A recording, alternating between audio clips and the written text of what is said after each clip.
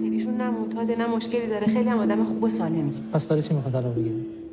برای اینکه ایشون نمیخواد با من بیاد. من پدرمو نمیتونم ول کنم. پدر ایشون آلزایمر، اون میفهمه که تو پسرشی؟ من که میفهمم اون پدرمه.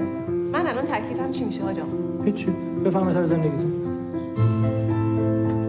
خداحافظ.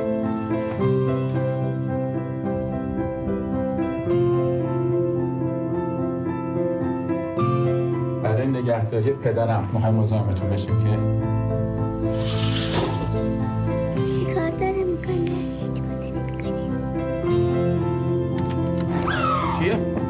بابا داشت میمرد من رسیدم. سلام.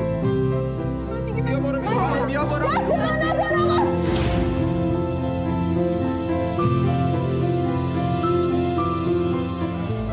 حالا یه زن حامله رو اینطوری از خونش میندازیم. من نمیدونستم حامله. چیکارش کردی مگه؟ اجازه بدید من بهتون توضیح بدم. زن من کتک زده که بچه‌ش افتاده مرده دیگه. قولشون ندادم. تو دروغ گفتی؟ به شوهرت بگو یه کاری نکنه، من دیوونه‌شم خودم بدبخت کنم. اگه فردا زد تو راه مدرسه بچه‌تو کشتی؟ میگه چیکار کنم؟ شبانه با تو جمع کنم بریم خارج؟ اتهامت قتله. مگه تو نگفتی جدی نیست؟ جدی شد.